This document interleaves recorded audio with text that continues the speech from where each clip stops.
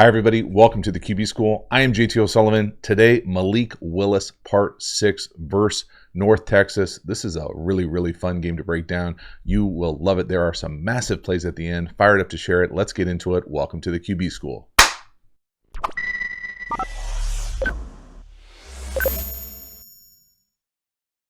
Malik Willis, Part 6. Fired up for this one. My goodness, some splash plays during this game. All over the place as well. Right here, a little double stick up top. No, I personally would love to see him get it to the check down faster, but he can do this, and he does it all the time, and he's the best athlete on the field in damn near every game. No, all of a sudden get up the field. He's shifty, got change of direction, certainly has burst, twitch, whatever you want to say. And I think this one is on here specifically for me because I want to see him get through stuff faster. Now, double stick is out with this little stick out here, usually paired with like an alert or something like a stop, hitch, whatever you want on the backside, and then a must outside release go on the outside.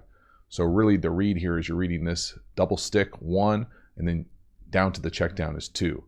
Now if you run it at an empty, you'll often run it with like a slop or a slant back here, which takes the place of the check down, but the read is really kind of off the same thing. You're kind of off this middle of the 3 linebacker types.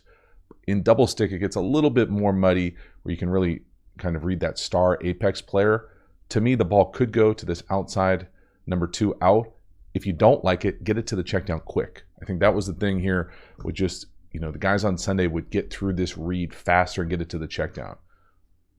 So would you throw it up top? To me, the number 2 stick goes a little deep too. So could you throw it? Yeah, but it'd be tough. I like getting down to the check down. Boom, check down. Right there. Now, is it a huge gain? No.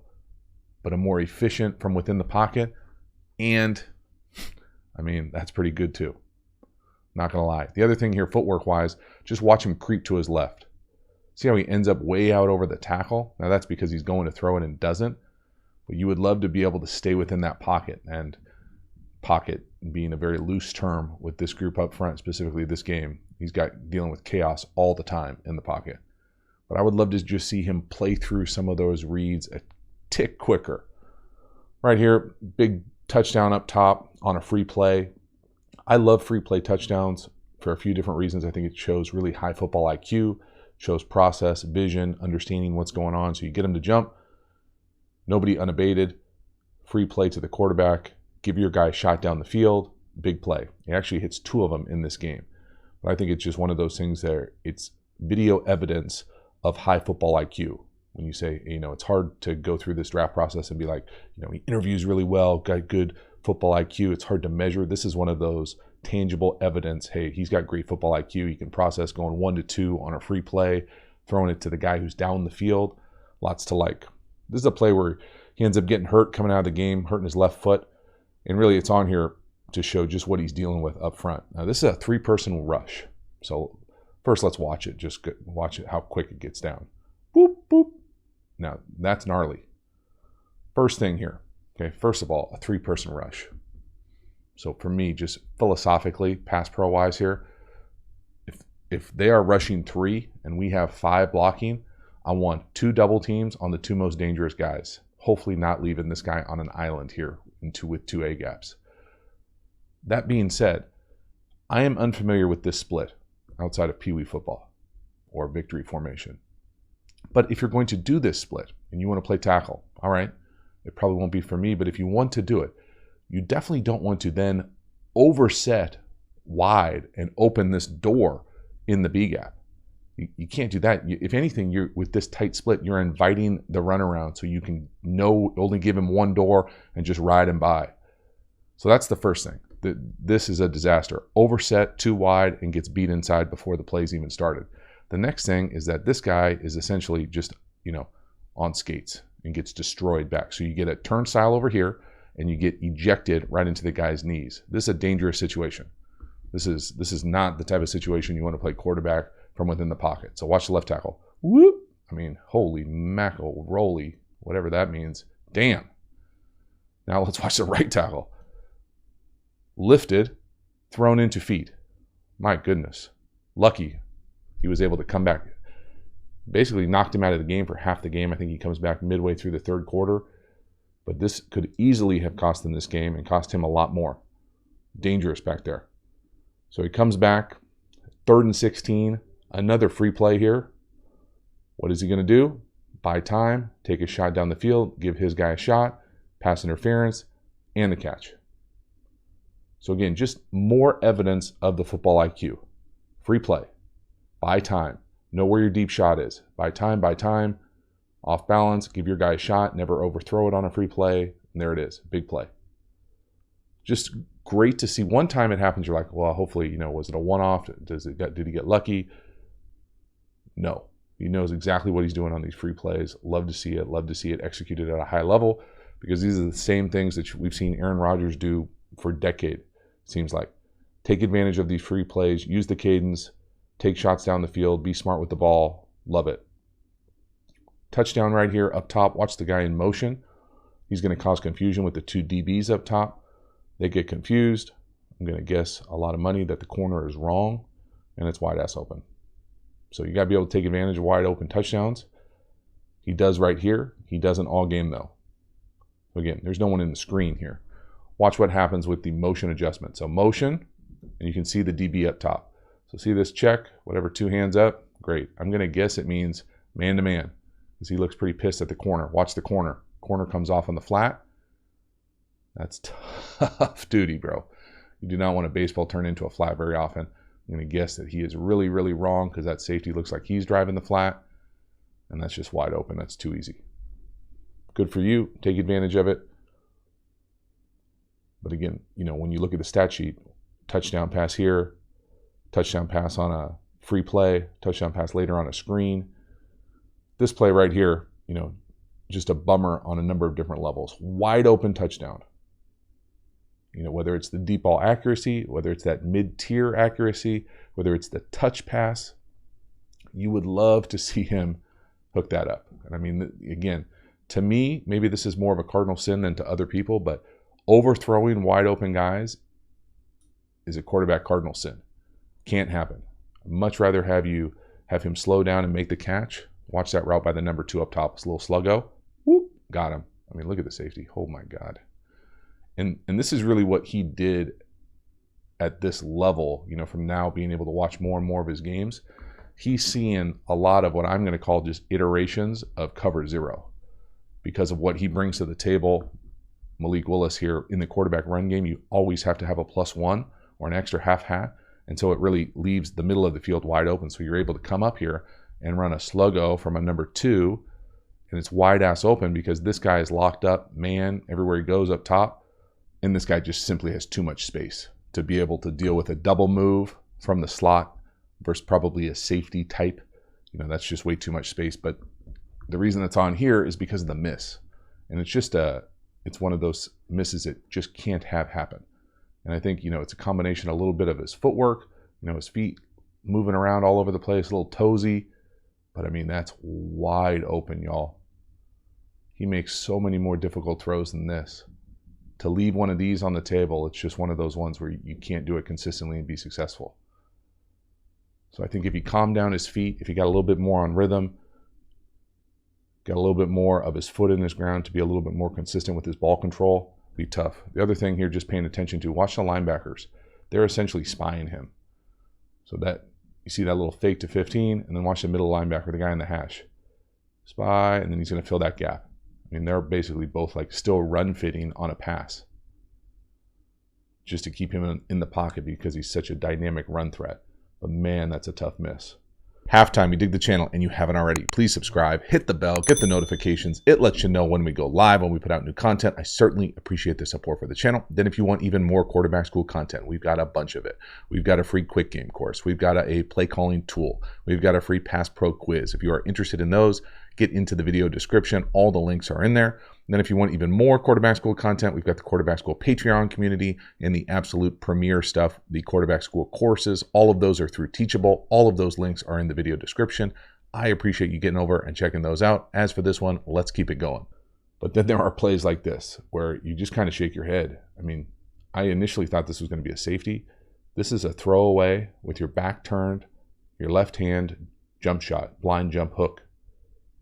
I'm not exaggerating here. He's got his back turned. He's throwing it with his left hand over his head, past the line of scrimmage.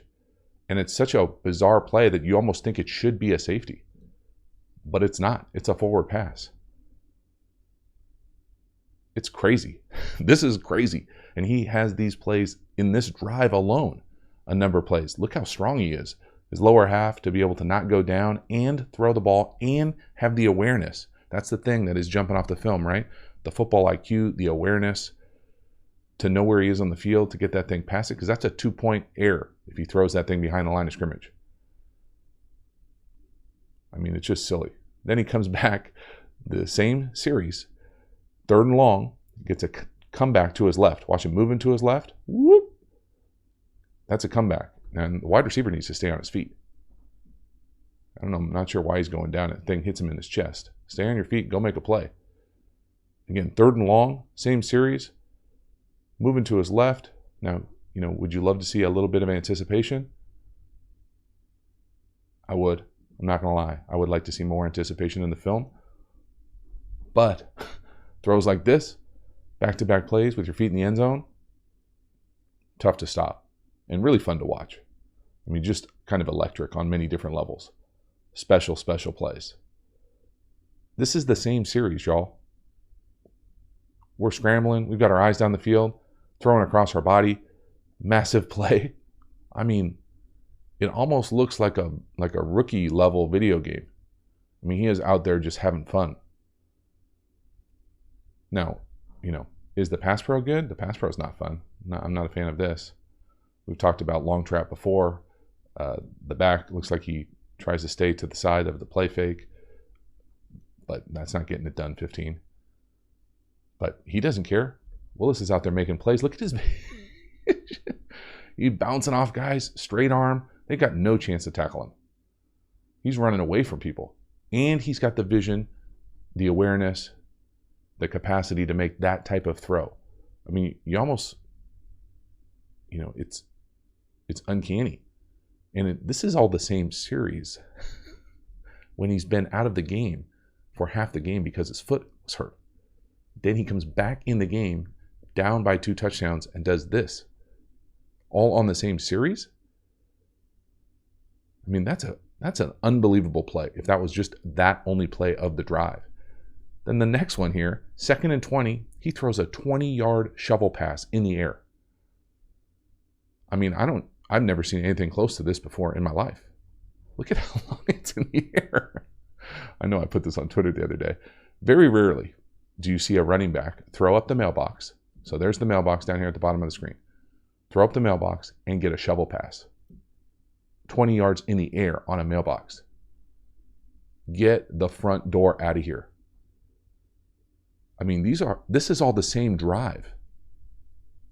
I don't think I can overstate that. Look at him. They're not going to bring him down. I mean, how strong is this guy? Running away from people. And again, the awareness. He's got someone running into him. He's at the 20. He shovels that thing. Going sideways. Shovels that thing. The guy catches it past the 40. It's over 20 yards in the air. I'm telling you. Go try to shovel pass any ball 60 feet in the air, let alone a football with someone bearing down on you after you've been running for your life, coming back from an injury. I mean, my goodness. Just an absolute elite, world-class series, play, set of plays, electric, and powerful. That's the other thing. Now, is it, fully polished as far as everything you would imagine from the quarterback position? No one's saying it is. But plays like that, damn. Right here, last touchdown pass, great play call. They hit him with 0. Again, you got to 0 him. They hit him with a little slip screen, old Reggie Bush screen. And this thing's to the house. Watch number 10, poor number 10. So he's got the back man-to-man right here. They're going to hit you with some variation of 0. The back, everybody's gap down here. The back's coming off, and then he's going to turn in. And you're just going to shovel it to him, flip it to him. And this guy has him, and everybody else is rushing. So you essentially have, just imagine if we took all the other green jerseys out of there. Okay, there are no more green jerseys. They don't exist. These guys don't exist. These guys don't exist. All there is this guy versus this guy, and we've got 3 offensive linemen going to this guy. 1, 2, 3. Good luck.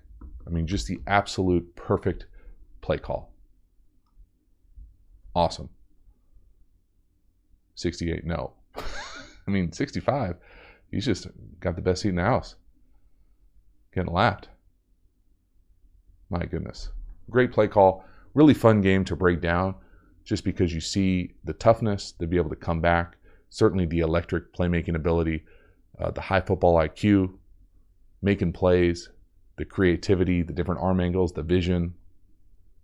I think it's going to be really fun to see where he lands, what they end up doing on Sundays, because it's a special skill set that's ripe to get better. So that is a wrap. Malik Willis getting it done versus North Texas, coming back from injury, playmaking ability, just high IQ plays, vision, strength, change of direction. I mean, my goodness, special skill set on so many different levels.